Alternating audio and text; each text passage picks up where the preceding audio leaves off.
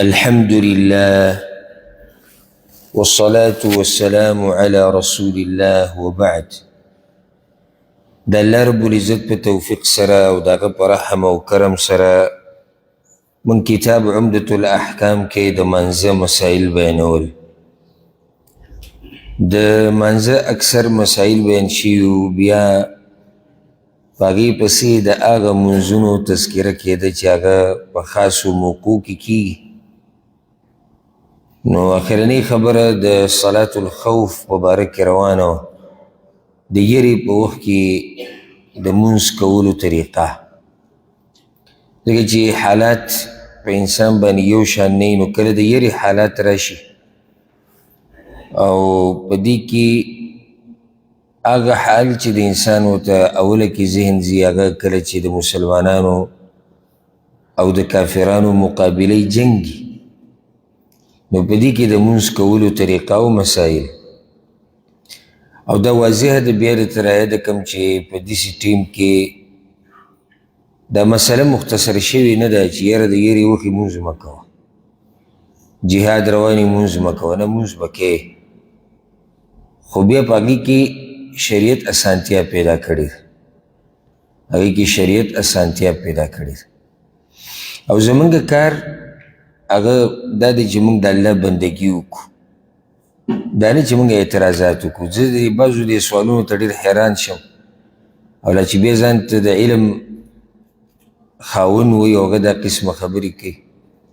دا څنګه چې دی نو مونځ په خپل وخت فرض دی او په سفر کې دوه مونځونه یو ځای کوه،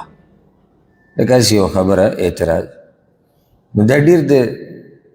کم علم انسان خبره ده. وجه دا دی چې دا دین د الله دی او هغه اسانتیا ځای په ځای وخت په وخت پیدا کړې ده. نو ما ورته به څه وایو چې نو دا خو جدي سي، خو صحیح د مونځ په خپل وخت دی، خو کم رب چې دا دین دی شریعت دی ما قرب ویلی دي چې سفر کې ستاسو لپاره اسانتیا ده، خو ما غرب ویلی دي چې کله د یرې حال راشي نو بیا ګنجایش پکې شتي. نو ته به دا نه وایې چې دا خو عام مونځونو کې دا نه کېږي، دلته څنګه کېږي؟ دلته په دې کېږي ځکه چې هغه رب اجازت ورکړی دی، هغه رب رخصت ورکړی دی. لکه بعض موږ ته وایي که نه تاسو وایي چې سوره فاتحې نه بغیر مونځ نه کېږي، او دا خو موږ نه وایو، رسول صلی الله علیه وسلم وایي. نو بیا دا رکوع چې راګیره کېږي د څنګه رکعاتو شو؟ ما ته هم دا جواب دی چې کوم پیغمبر چې دا ویلي چې سوره فاتحې نه بغیر مونځ نه کېږي، ما کوم پیغمبر ویلي چې امام دې په رکوع کې راګیر کو ستا رکعاتو شو؟ زمونږ کار هغه غاړه ایښودلي دي خبرې ته، هغه اعتراضات کول نه دي چې دا څنګه او دا ولې. د خنزیر غوښه الله وایي حرامه ده په تاسو، خو که یو سړی مري او نور هېڅ هم نه وي، الله وایي د ضرورت چې څومره ورته ضرورت وي او څومره باندې د ژوند پاتې کېدی شي او دی په یو ځي ته رسېدی شي د حلالو دپاره، دی ته خوړی شي. ته به دا وایي چې دا څنګه خنزیر خو حرام دی؟ نو دا خو د هغه الله دین دی، هغه ویلي دی وایي حرام دی، بیا هغه راته ویلي دی که داسې ضرورت راشي چې یو سړی مري او څه ورته نه میلاویږي، خیر لږه دې ته وخوري. شراب حرام دی، خو یو سړی مري د تندې نه او نور هېڅ هم نشتي، نو د دا ژوند ډېر اهم دی، شریعت د هغه ژوند له ډېر اهمیت ورکړی دی. لږ شراب دې وڅکي دومره چې دی پې اوبو ته او حلال څه ته ورسي، خو د الله دین دی او دا د الله محبت دی د خپلو بندګانو سره چې هغه دوی له اسانتیا ورکړې ده، رخصتونه یې ورکړي دي. اوس که الله موږ ته داسې ویلی چې د یرې په وخت کې به بلکل دقه شان مونځ کوئ لکه څنګه چې تاسو په امن کې کوئ، څومره به ګرانه وي. خو الله مسله اسانه کړه، چې اسانه یې کړه ما ورته به کې اوس چغ چې ووو ګوتې به پکې ووو چې دا ولې او دا جو څنګه او دا جو کته او دا بره. موږ دغه پنځه مونځونه د امن په حالات کې برابر نشو کولی، موږ ته خپل ځان معلوم دی. د امن په حالات کې او په خپلو ځایونو کې پنځه مونځونه موږ صحیح نشو کولی، نو په سفر کې، په یره کې، په بیمارۍ کې چې بیا در الله رخصت درکړی نو ځان سره نیغ کې، او الله په موږ پوهه دی. د دې داسې مثال له بندګانو کې مثال والی چې پوه شي، لکه اوس یو سړی دی هغه سره څه کسان لګیا دي کار کوي، دا یو پکې ماشوم دی د عمر نه کم دی یا کشر دی، او دی ورته وایي چې زه خیر ته دا کار مه کوه ته دغه کوه دغه لږ ګران دی ته دا اسان کوه دی وایي نه ولې څه چل دی موږ یې کوو لکه نشي کولی سړی د باندې پوه دی د سره ښې وکړو وي دا مه کوه دا کوه دا خو د انسان او د انسان مسله نو خالق موږ څنګه وپېژني الله الله موږ دومره پېژني دومره موږ خپل ځان نه پېژنو نو هغه راته وایي چې خیر دی دلته ته داسې کوه موږ وایو نه ولې خیر دی مولوي صاحب خو نه دي ویلي چې خیر دی زموږ کتاب خو نه دي ویلي چې خیر دی قرآن او حدیث ویلي خیر دی که نه اوس خبره ختمه شوه نو دا یو مسله یاده کړئ چې دا د الله رحم دی موږ وایي چې شپږ بنیادي طریقې دي د یېرې د مانځه پای کې 5 ذکر شوي وي که نه داسې نه ده 5 بیان شوي یو پاتې ومه دا لږه تفصیلي دا به روان درس ته پرېږدو نو دا یو طریقه به ذکر کړو او بیا به یو څو مسایل او د هغې نه بعد بیا د جنازو مسلې شروع کېږي دلته دا مسله یاده کړئ ګوره دشمن سره چې کله جنګ راشي که نه نو دا په دوو طریقو سره یا خو دشمن ستا ښی ګز شاته دی او یا دشمن په قبله کې دی یعنې ستا چې کوم طرف ته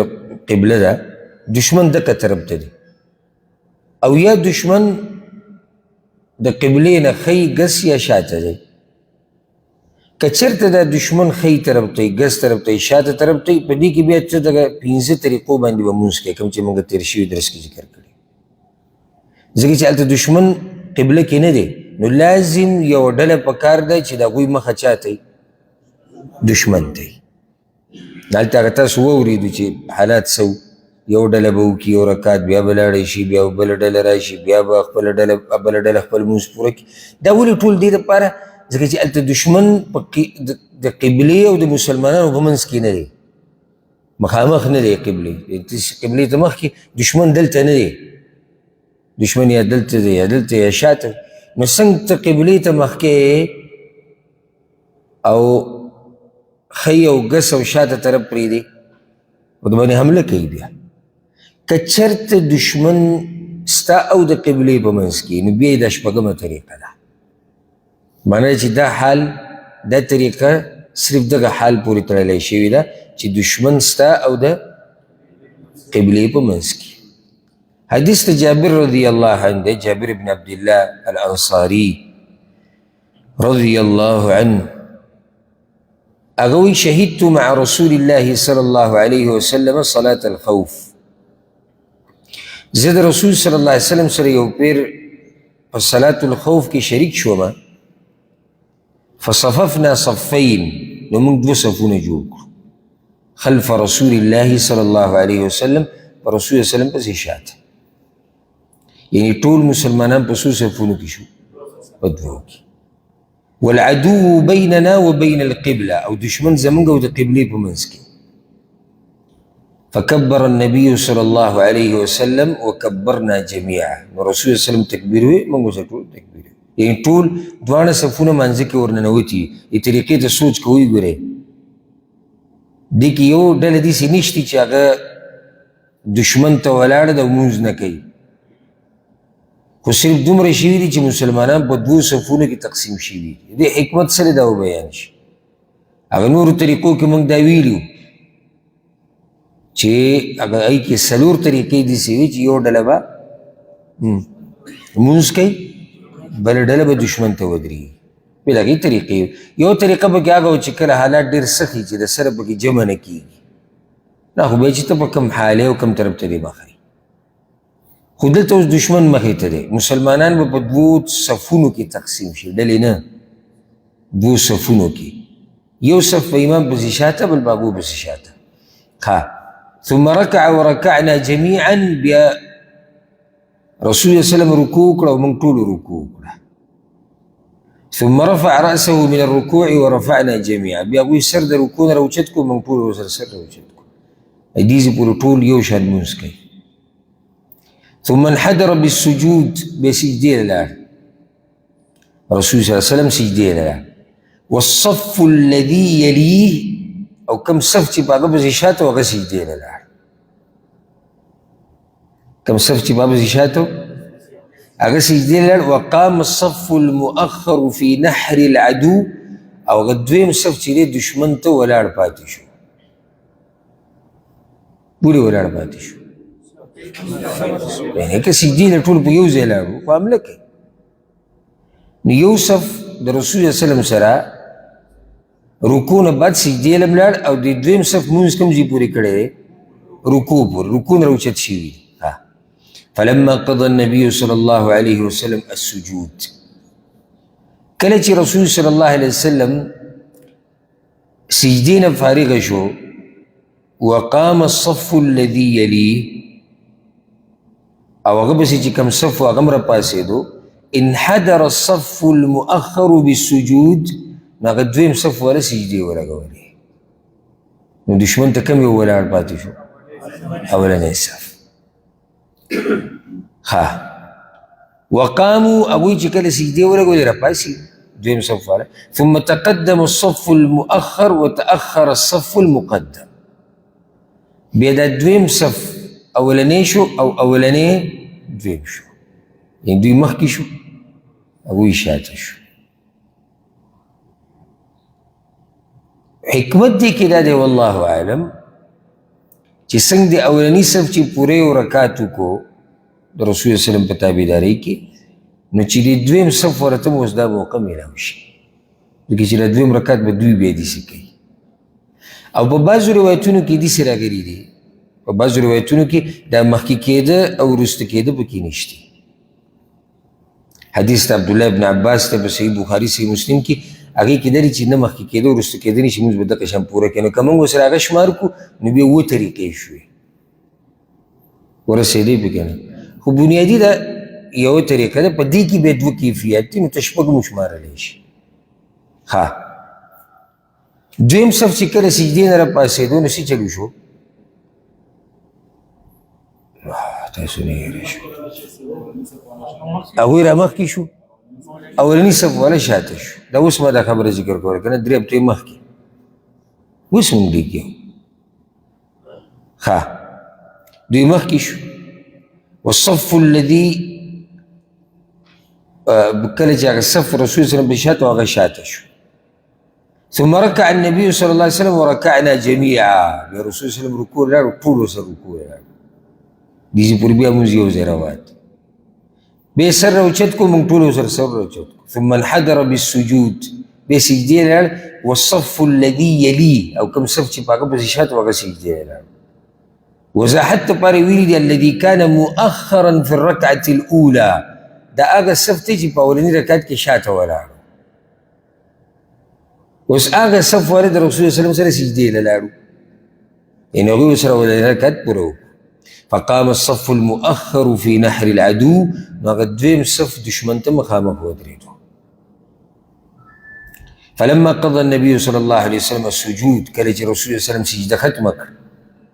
والصف الذي يليه، او هغه صف هم د سجدې نه فارغه شو کوم صف چې رسول الله صلی الله علیه وسلم پسې شاته و. انحدر الصف المؤخر بالسجود، نو هغه دویم صف والا سجده وکړه. فسجدو، هغوی سجده وکړه، او د اولنی صف دشمن ته مخامخ دی.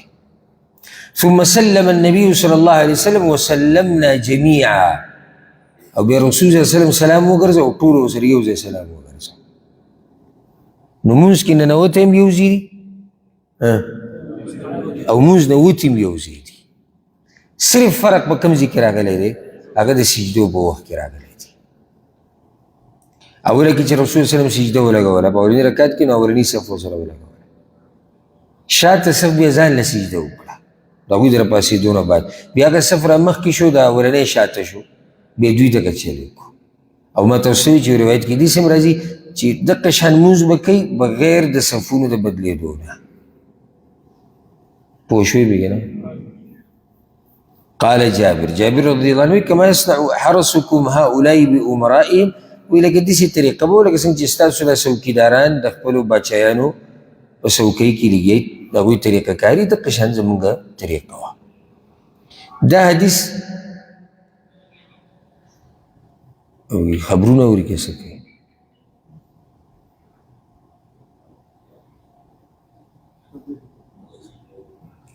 ورشه پسې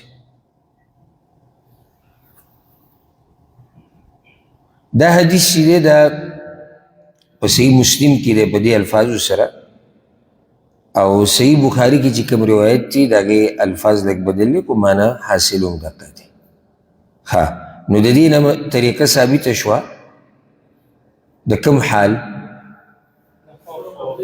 نه د خوف نو مسله ټوله د خوف روانه مسله د امن خو چې دشمن ستا او د قبلې په منځ کې دا اولنی شرط دی که په دې طریقه مونځ کول غواړي دې دپاره دوه شرطونه دي یو شرط دا دی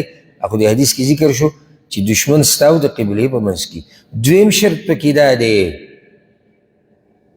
چې د دشمن د شانه د راتلو یره نه وي نبي وسلم یاد کوي نو که چېرته د دشمن د شانه د راتلو یره وي نو بیا په هغه نورو طریقو باندې مونځ کوي دې طریقې لپاره دوه خبرې شوې دشمن زمونږ او د قبلې په منځ کې دی او د شانه چې کوم ځای دی هغه موږ ته بلکل په امن دی بند دی هغې طرف نه موږ باندې څوک حمله نشي کولی بیا صحیح ده بیا په دې طریقه باندې مونځ کولی شوې نو داسې ټولې څو طریقې شوې شپږ او یا اووه والله اعلم یو څو مسلې به ذکر کړو چې هغه د صلات الخوف سره تعلق ساتي او اکثر مسلې بیان شوي دي یو مسله هغه دا پاتې ده چې په حضر کې د خوف مونځ کېدی شي د یرې دا خو سفر په حالات کې دي نو دې کې تحقیقي قول هغه دا دی چې او کېدی شي ځکه چې الله رب العزت پیغمبر ته کله طریقه ښیي په د مانځه په قرآن کې واذا كنت فیهم او کله چې دوی په منځ کې او د یرې حال نو مونځ داسې کوه نو دلته خو الله دا نه دي ویلي چې کله ته په سفر یې ماله به داسې کوې بله دا چې یره په سفر کې هم راتلی شي او یره په حضر کې هم راتلی شي کله د دشمن سره مقابله په هغه ځای کې روانې شي کوم ځای کې چې ته یې نو دا هم د یرې حالات دي نو چې د یرې حال دی نو دلته په حضر کې هم دقه مونځ کولی شي کوم مونځ چې صلات الخوف ورته ویلی کېږي بله مسله دلته څوک دا اعتراض کولی شي چې خندق کې ولې رسول وسلم بیا نه کوو د یرې مونځ هغه په حضر کې نو موږ یې جواب کړی تېر شوي درس کې څه جواب هغه وخت پورې دا مونځ لا نه و راغلی الله رب العزت د صلات الخوف مسله لا نه و رالیږلې نو ځکه رسول الله وسلم د یرې دا مونځ نه دی کړی کله چې دا مونځ راغی بیا په حضر کې هم کولی شي او موږ د تفصیل هم ذکر کړی چې اولنی مونځ کله شی او د یرې تېر شي درس کې الحمدلله دا هر څه بیان شي صرف یو خبره ورسره یاده کړئ چې په حضر کې به بیا څنګه کې په حضر کې خو به ته قصر نشي کولی خپل ځای کې هلته خو ته مونځ کولی نه شي اوس څلور رکاته مونځ دی نو دا به موږ څنګه کوو نو دا به داسې کوو چې دوو ته به تقسیم کړو لکه څنګه چې موږ هغه طریقو کې دی چې یو رکات به وشي بیا به بل رکات وشي یا به دوه رکاته امام وکړي یوې ډلې ته دوه بلې ته وکړي دا طریقې مو ښولې دلته به موږ داسې وکړو چې دوو ته به تقسیم کړو یو ډله به دوه رکاته مونځ وکړي بیا به هغه بله ډله دوه رکاته مونځ وکړي بیا د یو به ځان له مونځ پوره کړي دا بله به ځان له مونځ پوره کړي والله اعلم پته چې تاسو به ورسېدی او که نه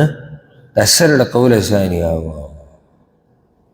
چې نه پوه شوی سړی ووایي نه زه نه یم پوه زه به دې مسله نه یم رسېدلی ځکه زموږ مقصد ځان پوه کول دي هسې خالي ځای ډکول نه دي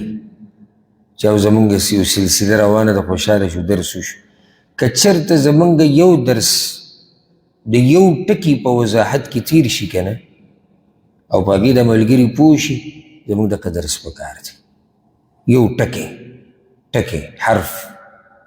لکه موږ وایو چې حرف با څنګه ویلی کېږي با د کوم ځای نه ادا کېږي که صرف په دې یو ټکي باندې موږ ګنټه بس وکړو که نه او موږ پرې پوه شو ټول نو دا درس زموږ دپاره د هغې نه غوره دی چې سړی پکې یو پنځه شپږ پاڼې ووایي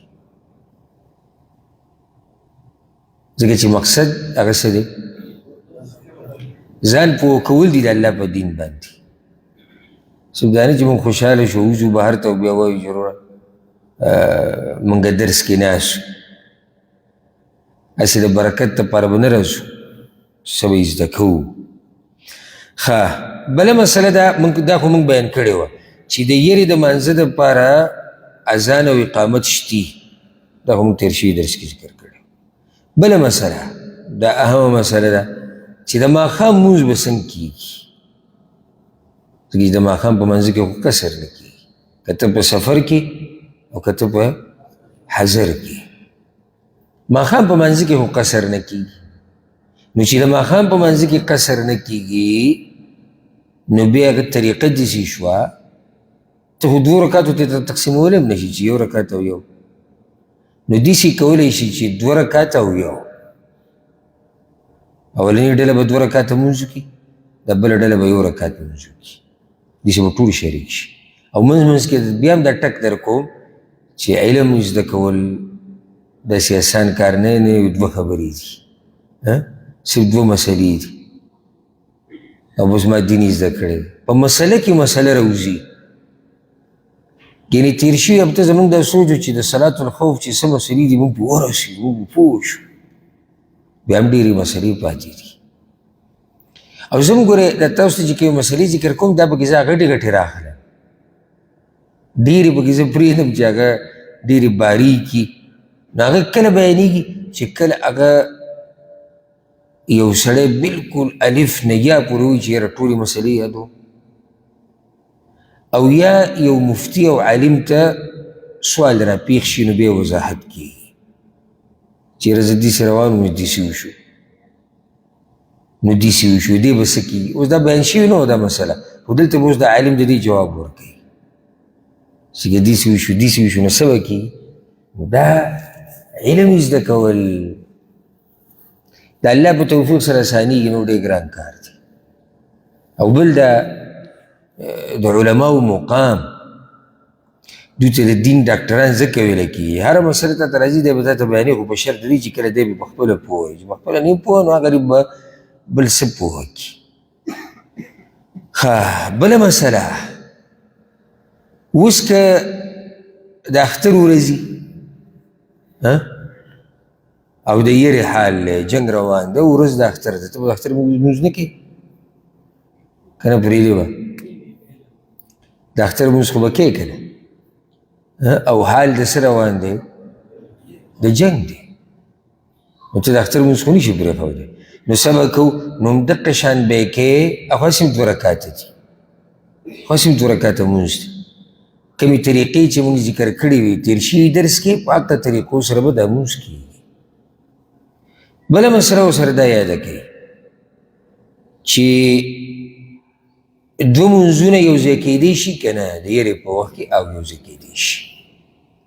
ګوره چې باران د لاسه داسې باران چې مسلمانانو ته تکلیف وي ته دوه لمونځونه یو ځای کولی شي که نه شي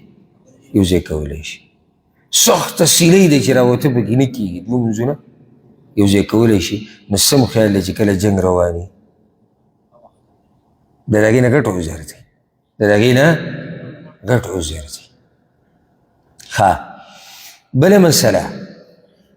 امام له پکار دي چې صلات الخوف دا به لنډ کوي اوس الله موږ له رخصت راکړو خو که مولوي صاحب هم راګیر کړي ځکه ګوره عالم له پکار دی چې دی به ډېر هوښیار وي دی به ډېر سوچ سمج والی او داسې علما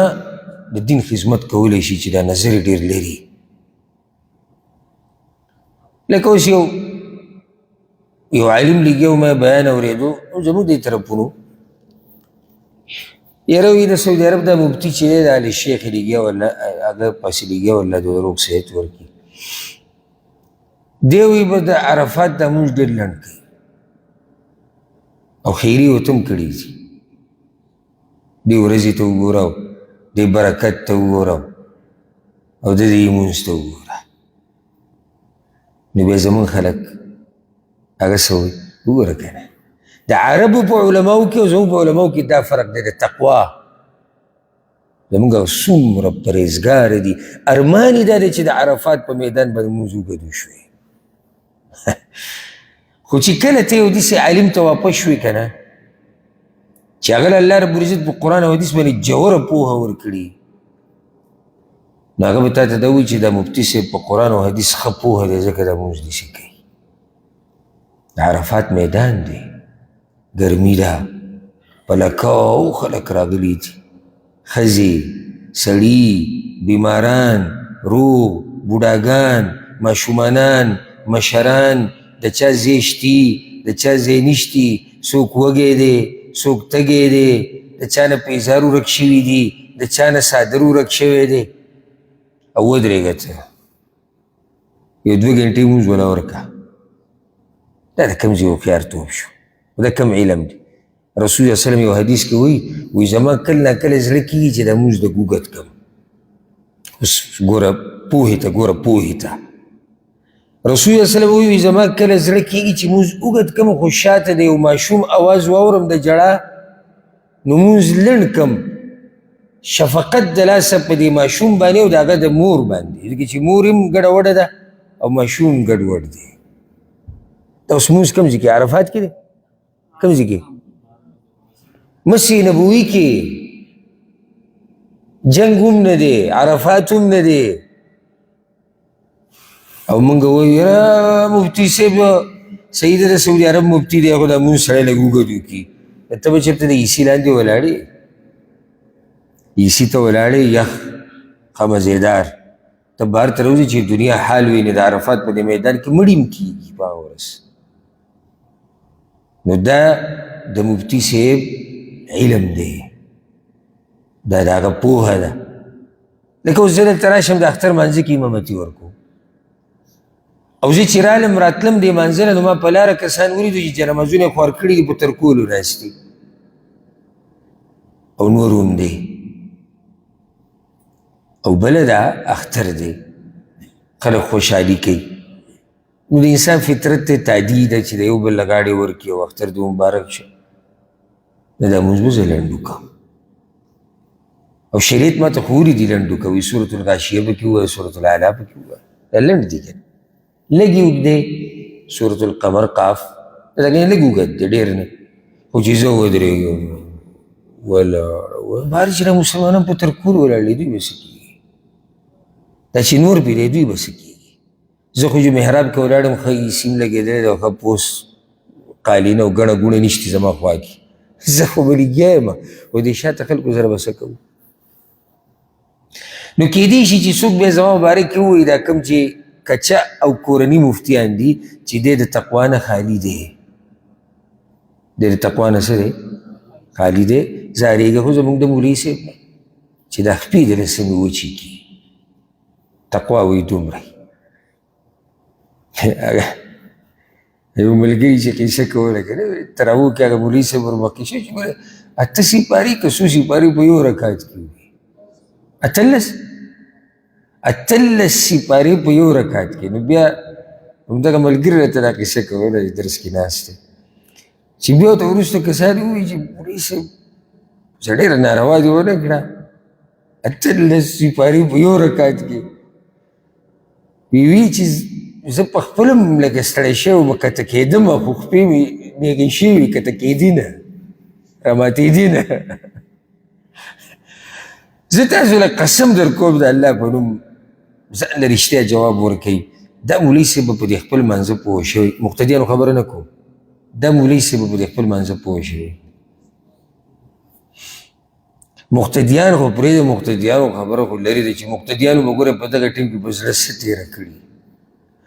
او څه به یې دې مولوي صاحب پسې ویلي، چا به خیري کړي، چا به کنځلې کړي په زړه کې، چا به د عهد په دې منځه کې کړی چې د نن نه بعد تر اوله نه راځم. دا د کوم ځای حکمت دی؟ د کوم ځای تقوا ده؟ د کوم ځای دینداري ده؟ پوه شوئ که نه؟ نو اوس صلات الخوف کې خو الله موږ له اسانتیا راکړه، خو یو امام ورمخکې شو، هغسې چل وکړو،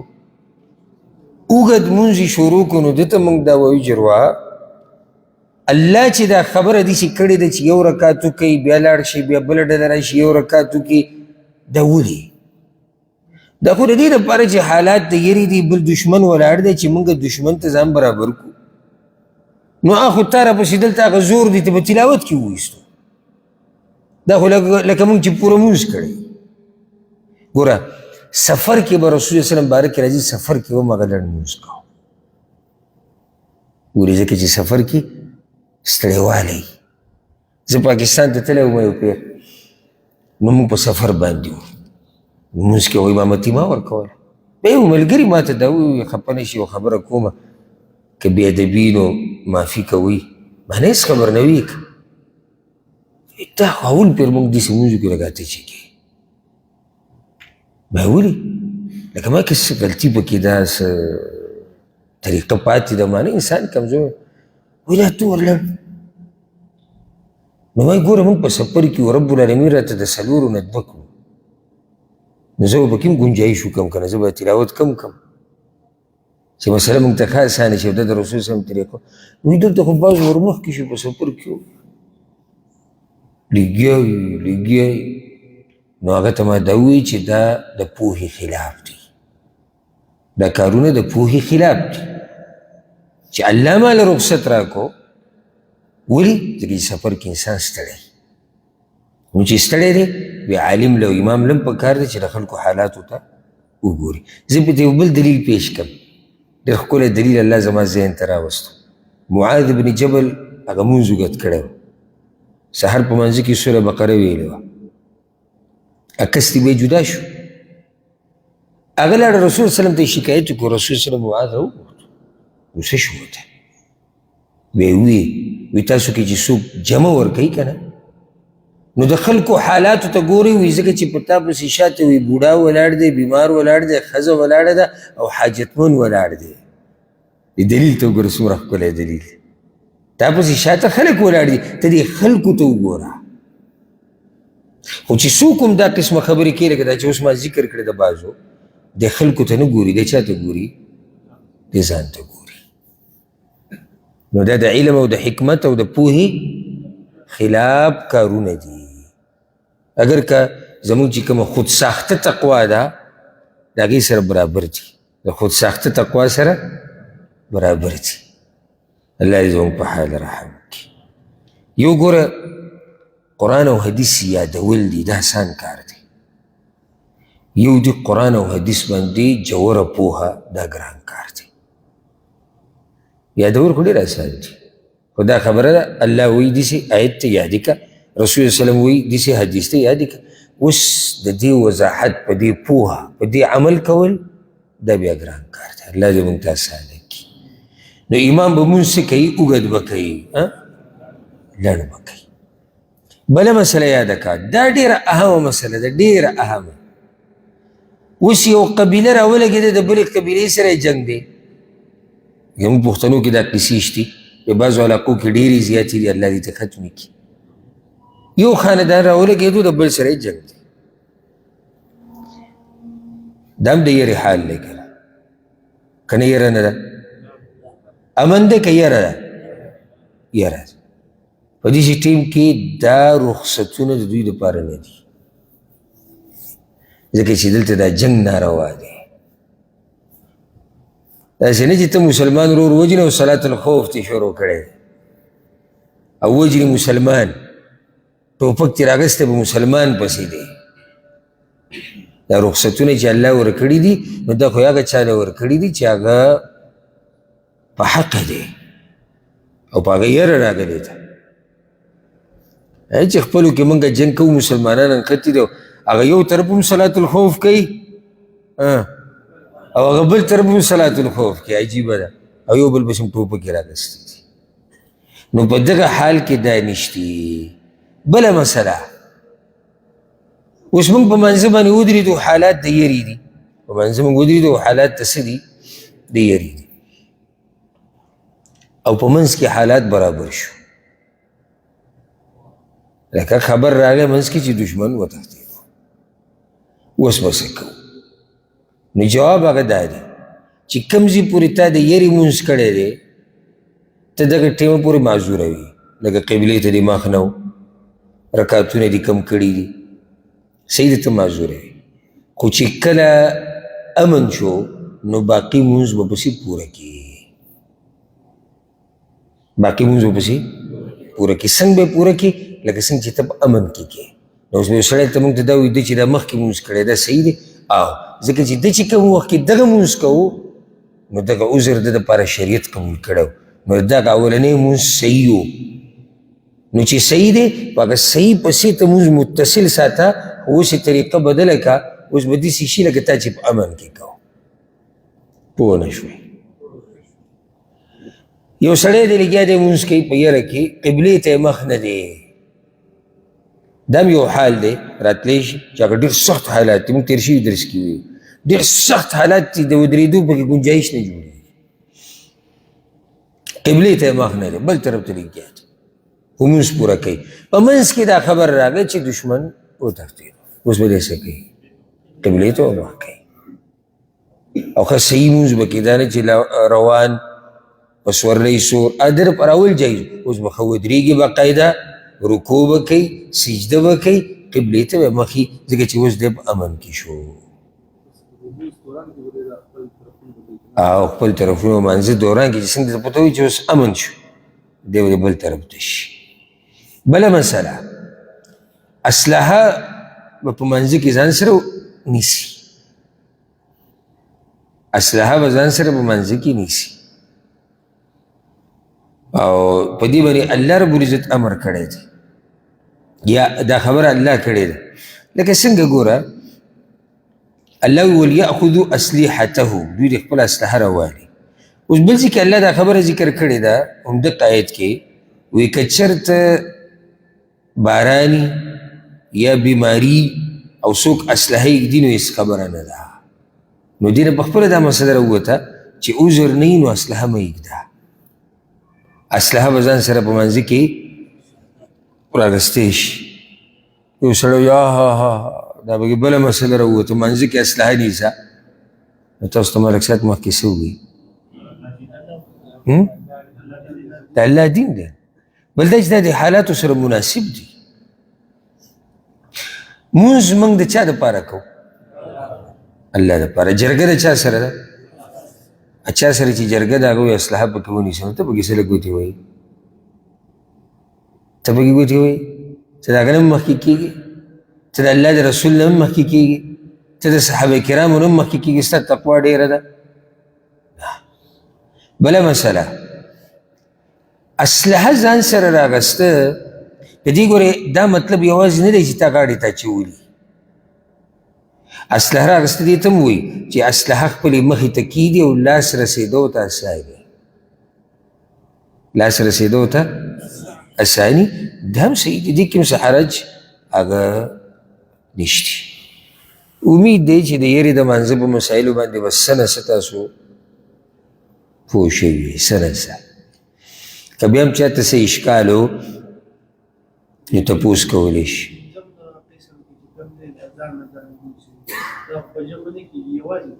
نو هغه موږ تېر شوي درس کې ویلو چې هغه یوازې دی چې شریعت تا ته وایي چې خیر د قبلې ته مخ کومه نو ته به جمع څنګه کې او په روانې کوه په ولاړې کوه او په سورلۍ سورې کوه دې کې جمع څنګه کې هغه خو ځان له حال دی هغه انتهایي سخت حال دی چې په هغې کې د سره را جمع کېده نه کېږي خو سبحان الله ګوره بیا مونځ ورته معاف نه شو دا ډېرې د سوچ خبرې دي ځانې مونځ ورته بیا هم معاف نه شو او موږ په سر هم بوج دی وایي نن زموږ په سر بوج دی او یاره هغه کار والا هم خفه کېږي زموږ هغه منیجر هم خفه کېږي او د هغه طبیعت لږ سخت دی هغه طبیعت لږ سخت دی نو ځکه موږ خیر دی د الله د دین کې لږ کمې زیاتې کوو خو لکه خفه کوي نه پته یې شي چې دا عذرونه کله چې موږ بیانوو الله خو اوري نو چې الله به څه وایي زموږ په باره کې د هغې نه بعد یې غټه مسله راوړې ده الله اکبر کتاب تاسو سره شتي که نه څه دی دې نه بعد الجنائز باب الجنائز باب دی په مسله د جنازو کې که هر ځای ته لاړې که نه او هر څومره ژوند دې تېر کړو خو دې مسلې له به واپس راځي دا یو داسې حقیقت دی زموږ د ژوند چې موږ یې لرې کولی نه شو چې یاره شیخ صاحب که د جنازو دا مسلې دې ته لږې لرې کړې نو جنازه مسله موږ ته دوه پیرې را پېښېږي که نه ژوندو ته را پېښېږي دا مسله خو به یې زده کوي ژوندي دا خو واضحه ده نو دا ژوندي ولې زده کوي زما د خبرې ته به سوچ کوئ دا ژوندي ولې زده کوي ځکه چې دقه ژوندو کې دا چا چې زده کړي دي په دوی کې به یو مړ کېږي نو چې دې باقو کوم زده کړي دي چې دوی ورته بیا خدمت وکړي نو ما ورته نن دا مسله زده کوو ولې که څوک مړ شي نو چې بیا موږ دا کارونه وکړو او یو ورځ به نو یو ورځ به دا کارونه زموږ سره نور خلک وکړي نو په هر حال کې به ځان پوه کول غواړي ما ورته نن ځان پوه کوو اګر که موږ په ځمکې په سر یو او په ځمکې د پاسې په دې زده کوو که چېرته زموږ یو مسلمان ورور خور خپل مړ شي نو څه کول غواړي او زده کوي ټول په دې چې دغه څه وکړو خو دا موږ ته پته نه شي چې دا مسلمانان به دا تطبیق کوي په چا باندې اول اوس موږ دلته ناست یو که نه اوس موږ کې د هېڅ چا ته پته نشتي چې دا کومې مسلې چې به موږ بیانوو دا به په موږ کې د ټولو نه اول د چا سره تطبیق کېږي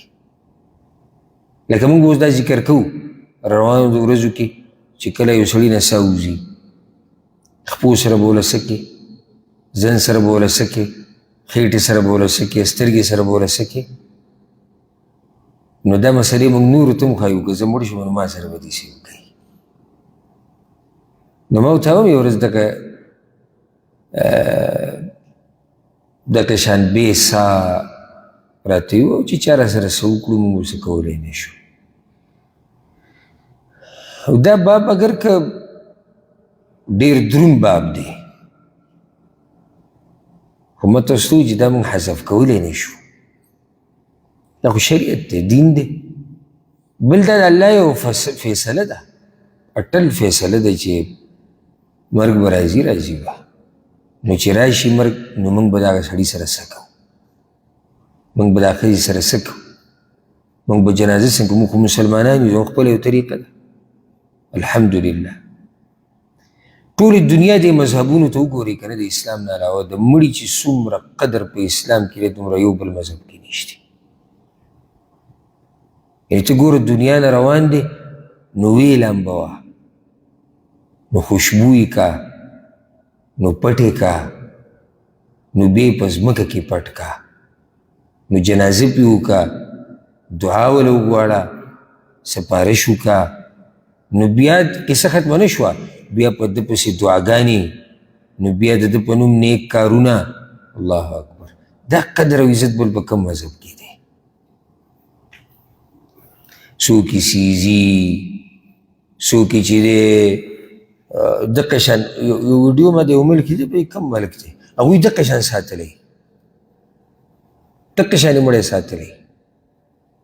دوایانې موانې پې چې هغه د دوی په مخ کې د دوی په مخ کې دقه شان لغړ توغړ او د جسم نه یو شی راوځي او بل راوځي او بل راوځي دقه دوی پروت دي او بعض پکې دي دا ما یو ویډیو کتلی وه هغه پته نه شي چې څو کاله دي ما نه هېر شو چې دومره کلونه تېر شي نو خپل مړي د قبر نه راوباسي او پروګرام ورسره کوي نو هغه یې کېنولي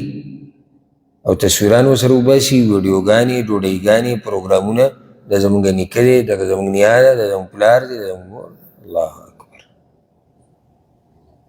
او بعض هغه دي چې هغې کارغانو ته او نور داسې چې کوم مارغان دي چې هغه د مردارې خوري که نه هغو ته یې ورګزار کړي نو بس په یو څو سیکنډه کې صرف وډوکي پاتې شي بعض چې نو ځنګل ځناورو ته یې ګزاري بعضې په بټۍ کې سیزي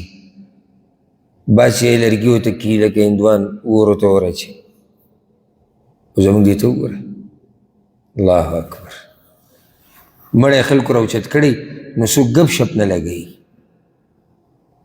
څوک خبرې ډېرې نه کوي څوک خنداګانې نه کوي هر یو راځي سترګو کې اوښکې ښکلوي دا قدر او عزت د مړي په کوم شریعت کې دی بل اسلام نه راو بل مذهب کې شته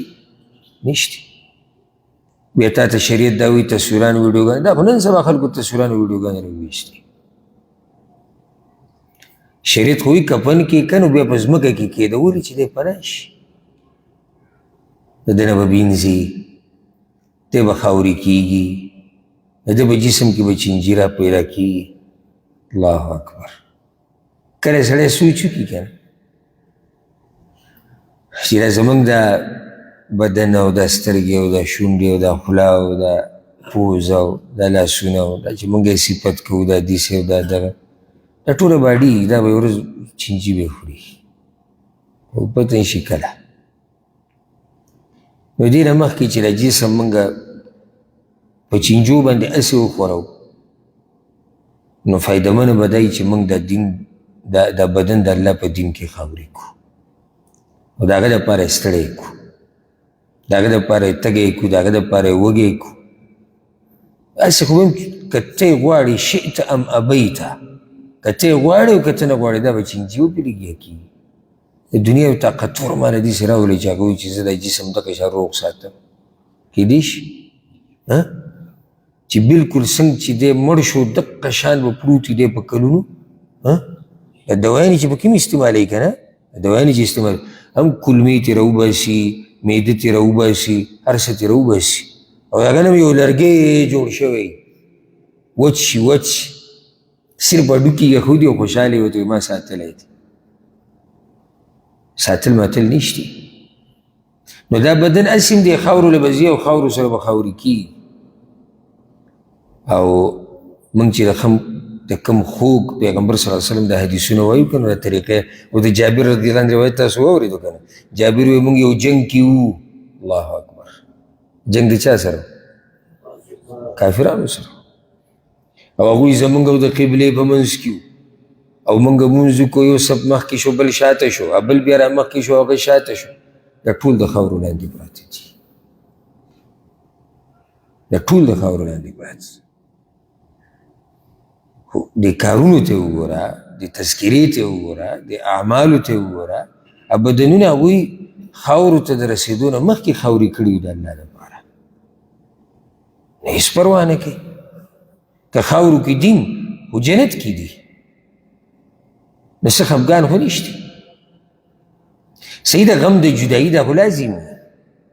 خو هغه غم نشته چې صبر کوو صبر نه کوو چې لاړو، نه نه، که په اوچتو نعمتونو کې غم زما او ستا دی چې زموږ سره به څه کېږي او زموږ اخره خاتمه به څه باندې. نو الله دې زموږ په حال باندې راحه وکړي. باب الجنائز.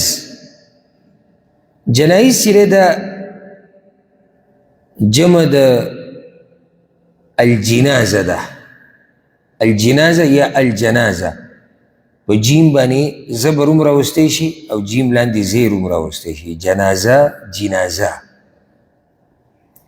خو چې کله موږ وایو الجنازه په عربۍ کې نو مطلب تی دا مړی دی. یا لکه جنازه راوړئ جنازه، نو چې جیم باندې زبري الجنازه، نو بیا عرب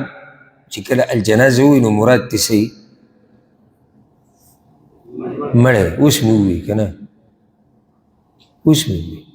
او چې کله الجنازه وویلی شي نو بیا عرب چې کله الجنازه ووایي نو مراد تی هغه کټي په کوم کټ چې جنازه پرته وي.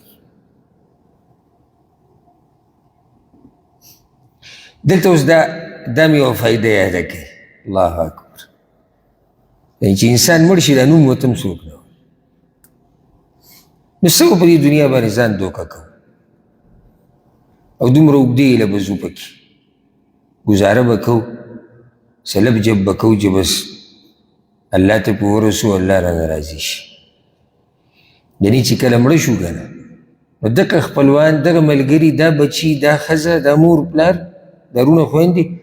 همدوی راته مړی وایي، همدوی راته جنازه وایي، دا نوم راته هم نه وایي. او مونږ کیسه دومره اوږده کړې ده چې ځان هم تباه و برباد کړو دغه خلکو دپاره. خپل دنیا هم خرابه کړه، خپل آخرت هم خراب کړو. بیا ویم چې نه مونږ حقوق ادا کوو، خو ځان به پکې داسې نه تباه کوو چې خپل آخرت تباه کړو. ولې مونږ او تا باندې دا قصه نه ده راغلې؟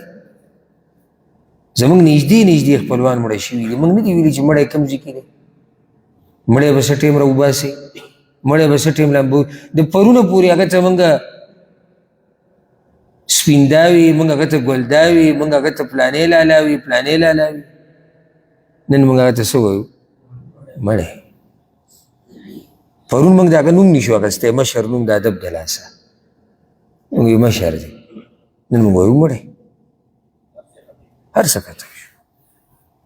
مړی راوباسي او مړی راوړی او مړی به څه ټیم. یاره مړی وي ډېر ښایسته پروت لکه نوم یې د دې نوم نه و. دا د الله فیصله ده سبحان الله چې دا ساعت ووته هر څه لاړو هغه نوم هم لاړو. مړی وي ډېر درونو ها. جنازه وي ډېره سپکه وه، جنازه ورته وګوره،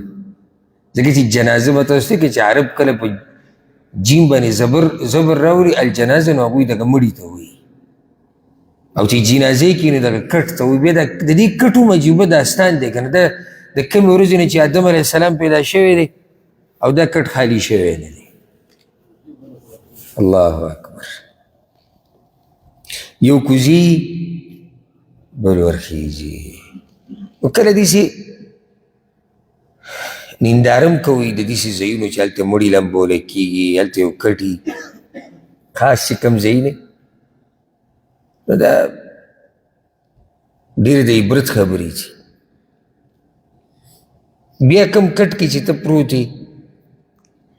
لکه هلته ملک کې خو داسې چې که خاص کټ نه وي، خو چې کوم کټ کې ته پروت یې دقه ستا کټ شو، د مرګ هم په ده کې لاړ. کله چې ته پرېوځي په یو کټ کې، ته دا سوچ وکړه چې زه به دې نه څنګه پاسوه، او دا جامې چې ما ورته اغوندو په شیشه کې وګورو او خوشبو پرې ولګو او خوشحاله شو، ورته رنګ یې مزدار دی، پلانې شی ښه دی، پلانې تا به ما ورته په خپله وباسو که نه نور څوک به رانه وباسي. مونږ په خپله الحمدلله ما په خپله مړي کفن کړي م دي، لمبوري مې م دي، خپلوان ملګري پردي. او مخکې به زه ډېر تلم راتلم، کله چې دی داسې ما په ورځ کې په جامعه کې سبق وی او دعوتي مصروفیات ډېر نو ډېر به دا ملګري مونږ تلو راتلو. په دې عربو کې یو دام ډېر خیر دی، دوی د دینداره نه دي، وړه وړه هلکان یو چې لاړ شي مقبرې ته، هلته به ولاړې، مړی به دله ښخوي، مړی دله لامبوي، کفن کوي. دلته دا مسله نه څنګه زموږ په ملک کې، زموږ په ملک کې دا ټوله مسله مولوي صاحب پوه شه او کار یې پوه شه. نه دلته دا نه دي، دوی هر یو دا خپله ذمهواري ګڼي او عبادت یې ګڼي، هر یو دا خپل عبادت ګڼي او ذمهواري ګڼي. هر یو ته طریقه معلوموي، غالبا چل ولم ورځي، د جنازې چل وله ورځي، د کفن چل وله ورځي، د دفن چل وله ورځي. او مونږ ما سره په خپله دا کیسې راغلي دي، زه څو څو پیرې مقبرې ته تللی یم، نو زه به په دې انتظار وم چې یا الله چېرته د عجمي جنازه رالی. عجمي د زموږ دا خلک چې کوم دي، ولې ولې خدمت د دې نورو نه کېږي؟ نه بارک الله فیک. دوی په طریقه نه پوهېږي، نو موقع د خدمت پکې ډېری.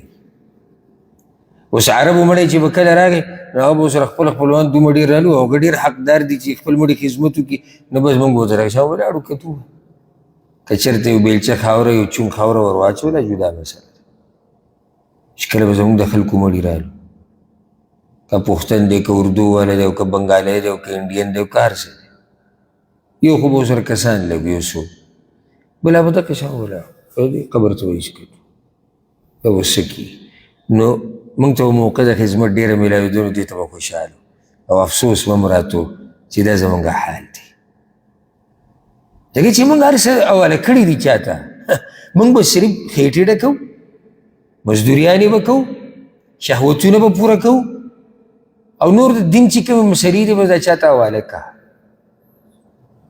هغه پوه شه کار یې پوه شه. هسې د خپله مزدوري چا ته حواله نه کړو، ما ته به څوک حواله نه کړي د خپله تنخواو مسله، تاسو کې چې زه ته پوه شه او تنخوا پوه شه، یریږو او چې د بل نه ونه خوري نه. خپله پرېږده خو چې د بل نه ونه خوري. ولې ځکه چې زموږ سره دنیا اهمیت دی، قدر یې دی. ښه دین مولوي صاحب ته ووایه که نه، پلارې ته ووایه که نه، هغه ته ووایه که نه، ده ته ووایه که نه. ولې ته ده به دا کارونه کړی وی او که ده سره دین قدر وی. زه ولې ځان په دین دومره نه پوه کوم که سبا زما پلار مړ شي، ورور مړ شي، ښځه مړ شي، بچی مړ شي، زه خو په خپله خدمت وکړم که نه. ولې دا څه په ما حرام دی؟ بلکې وفاداري دا ده چې زه خدمت په خپله وکړم. نو دا کټونه، دا کفنونه، دا مړي، دا قبرونه، د دې زیارتونه کوئ، ځای راځي ګوري را ګوري وخت په وخت. او لازم که داسې نه ورځي یو بل شان به ورشي. ډېره مخکینۍ خبره ده، په هغه وخت کې به زما عمر داسې یاره 15 کاله 14 کاله به و. زه د یو عالم بیان له تللی ومه، عربی عالم. نو هغه وي ګوره د دوی دیندارۍ ته او تقوا ته سره د دې لوی حیثیت او مقام، هغه وایي زموږ خوا کې چې کومه مغسله د مړي پکې لامبوي، زه ورته وایي ځمه هلته. نو هلته یو کس راغی هلک و او د خپل ملګري د جنازې سره راغی، خو حالات یې ډېر بد و، د مخ نه یې پته لګېده بېدینه او نشه ییز. نو دې مغسلې ته دننه نه راتلو، بهر ولاړو. نو ما غوښته چې دې ما سره په دې مړي په لامبولو کې شریک شي، که چېرته الله دې د لاسه ده ته هدایت ورکړي. ما ورته وایي چې راځه دننه وایي چې دې ځایونو نه مې زړه تور دی، زړه مې دلته تنګېږي. بهر ولاړو، موږ د هغه ملګری چې کوم و هغه ولامبو کفن هم که خپلوان یې راغلل. بیا وایي څه وخت بعد ما ته خو دا کیسه ده او ما نه خو نه هېرېده. هغه هلک راغی، وایي څنګه راغی؟ 4 کسان راوچت کړی او لامبولو له یې راوستو. دا هغه ځایونه دي، دا قبرونه، دا د مړي د لامبولو د ځایونه، دا کفنونه، دا که موت ته غواړو که نه غواړو. دا خبره زما او ستا د خوښې نه ده چې دا خبره زما او ستا د خوښې ده، زه خو یې نه غواړم. نه، ته به په ټیم د ځان نه خبر هم نه یې چې تا سره څه کېږي. نو دغه یو ډېر عجیبه کټ دی، خالي کېږي نه، یو یې ته کوز کړی یو بل ورخېږي، هغه بل یې له کوز کړی نه یو بل ورختلی. او د حرم کې وګوره دا جنازې کېدي چې داسې نږدې نږدې داسې صفونه پراته دي او په مخه دا خلک وړي او راوړي او وړي او راوړي وړي او راوړي. په دې کې اوره زموږ نمبر هم راشي. کله سړی ځان سره سوچ وکړي که نه، زه کله نه کله ځان سره سوچ وکړم، زه په خپله د الله کمزوره ګناهګار بنده یم چې په هغه ورځ به زما څه حال چې کله امام ته مخې ته پروت یم او راباندې جنازه کوي او زه دقې شان پروت یم. او دا هغه مونځ دی چې د دې دپاره به دې مؤذن دا چغې والې حی علی الصلاح حی علی الفلاح. نن یې څه کولی نه شي او په تا باندې کوي. نو ځکه وی عجیبه دا ده چې کله ته دنیا ته رالي نو اذان درته غوږ کې وشو، مونځ ورسره نشتي، او چې ځې نو مونځ یې دباندې وکړو خو د هغې سره اذان نشتي. نو اذان هغه وخت کې شی و، و زما دې خبرې ته سوچ وکړئ، اذان هغه وخت کې شی و چې په ده به جنازه کېږي. پوه شو په دې نقطه؟ اذان ولې وشو؟ په ده به جنازه کېږي، په ده به کېږي. څو کاله بعد شپېته 40 دېرش 25 15 لس یو کال بعد خو کېږي به. نو هلته اذان وشو، نو بیا اذان ته څه ضرورت و؟ جنازې په ډایرکټ. نو الله دې زموږ په حال رحم وکړي. انشاءالله روان درس کې به شروع کوو د باب الجنایز نه، د جنازو مسلې به تفصیلي بیانوو انشاءالله. مړي نه چې څه وځي، څه به کوو څه به نه کوو، مړی به کفن کوو څنګه، دفن کوو به یې څنګه، جنازه به پرې څنګه کوو، بیا د لاسنیوي او تعزیت مسایل، دا یو اوږد باب دی. الله رب العزت دې موږ پوه کړي په قرآن او په حدیث باندې، او الله رب العزت دې موږ له مرګ په هغه وخت کې راولي چې کله الله زموږ نه راځي او الله رب العزت دې زموږ آخر خاتمه په ایمان باندې کړي او الله رب العزت دې د مرګه پورې موږ په دې دین باندې په دې اسلام باندې مضبوط وساتي او الله رب العزت دې زموږ حساب کتاب آسان کړي رب العالمین دې موږ ته د قبر د حشر د پولې سیرات دا ټولې سختې دي الله موږ ته اساني کړي هذا والله اعلم وصلى الله وسلم على نبينا محمد